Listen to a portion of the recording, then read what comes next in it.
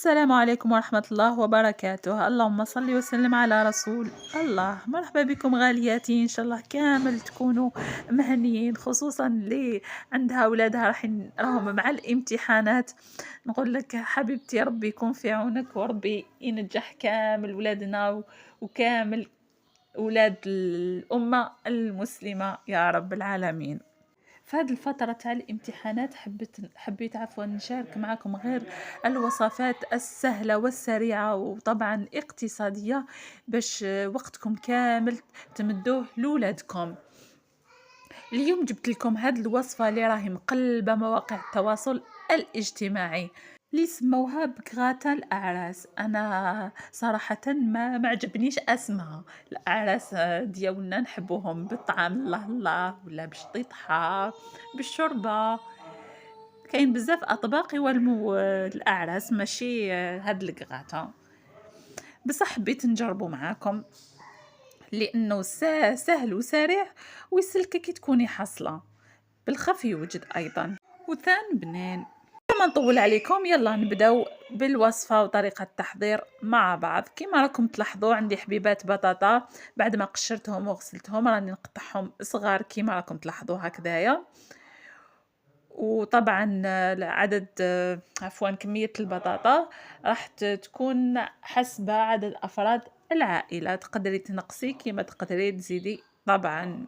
حبيت نرحب بأي زائرة للقناة ونقول لك مرحبا بكم، وإذا عجبكم المحتوى نتمنى تعملوا اشتراك بالقناة مع تفعيل الجرس ليصلكم كل ما هو جديد. أكيد ما ننساش مشتركاتي الغاليات ونقول لكم أهلا وسهلا بكم، نورتوني كالعادة وربي يخليكم ليا.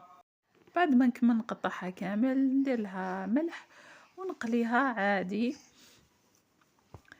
بعد نزيد نجيب حبيبات كورجات، بالأحسن تزيدوا الكمية. أنا صراحة ما كانش عندي، كانت عندي غير هاد الحبة الكبيرة اللي تعادل حوالي 2 حبات، يعني كمية قليلة.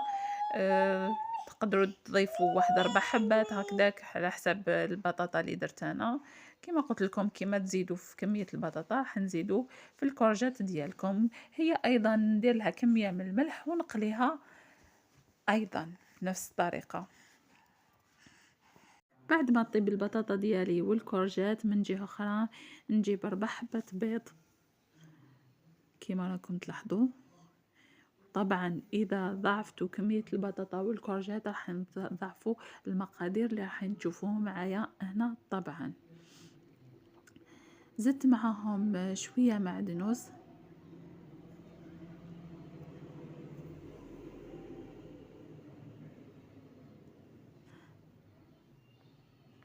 نزيد معاهم 2 كيسان تاع كريمة سائلة. هي أيضا إذا كبرتوا المقادير عفوا تزيدوا تضيفوا أكثر. طبعا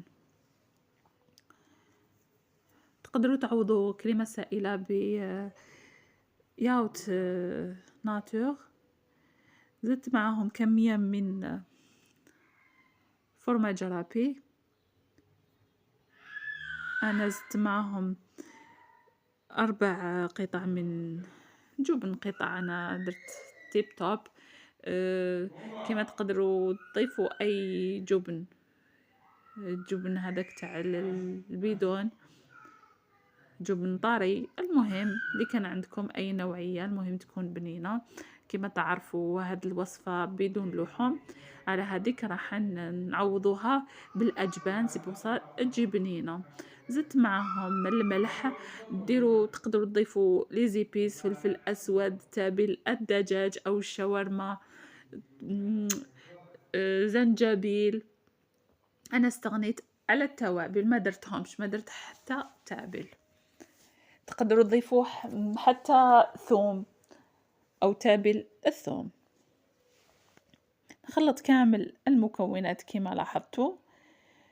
جبت سنيوة ديالي اللي كنت دهنتها بالزبدة كما راكم تلاحظوا.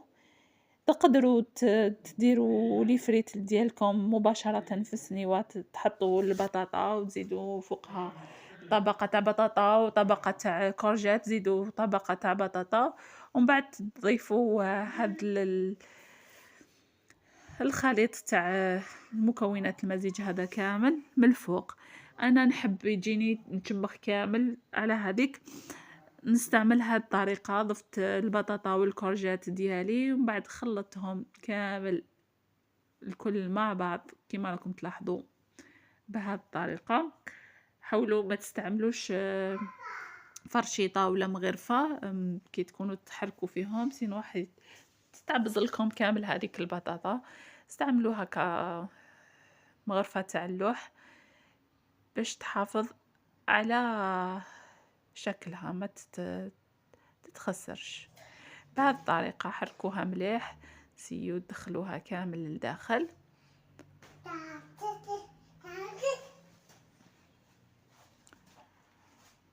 من بعد نفرغوها في السنيوه ديالنا مباشره بهذه الطريقه.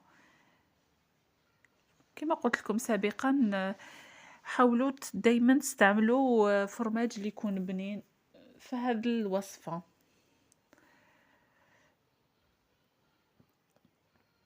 فرغوها عادي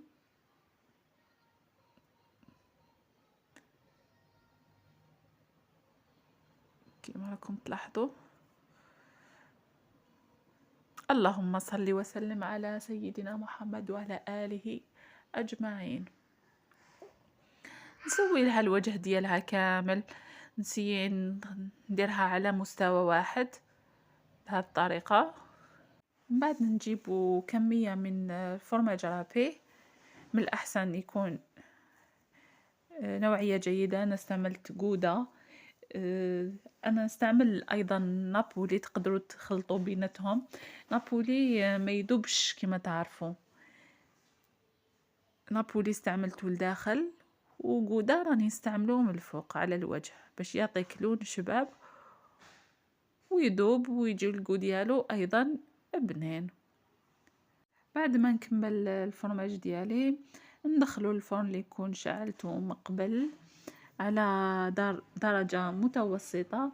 نشعلو برك من التحت ينشف، من بعد نشعلو من الفوق حوالي 10 دقائق من التحت 10 دقائق من الفوق، لا أكثر. راح يكون واجد معاكم ونشوفوه مع بعض بعد ما نخرجوه من الفرن. هاوليك الكغاتا ديالنا بعد ما خرجته مباشرة من الفرن. شوفوا كيفاش جا. انا زينته بشويه معدنوس كما راكم تلاحظوا. نقدموه مع بعض نشوفوا كيفاش جا من الداخل. شوفي كيفاش يجي بريزونطابل، تقدري تقدميه حتى للضياف ديالك. صدقوني جا بزاف بنين خفيف هايل. شوفوا كيفاش رائع. والحاجه المليحه في هذه الوصفه انه ما تديش بزاف وقت، بالخف وانتي وجدتيها. بصح رايي في هذا الكغاتا ما يصلحش للاعراس، كغاتا تاع العائله تاع الدار، يعني طيبيه لافامي طيبيه للضياف، بصح العراس لا. هذه هي الوصفة اللي كانت نهار اليوم. إن شاء الله تكون نالت إعجابكم، إن شاء الله كنت خفيفة عليكم. وهنا ما بقى لي غير نقول لكم أستودعكم الرحمن الذي أحبكم فيه، والسلام عليكم ورحمة الله تعالى وبركاته. نلتقي في فيديو جديد ووصفة جديدة، دائما مع آلاء لجين. سلام.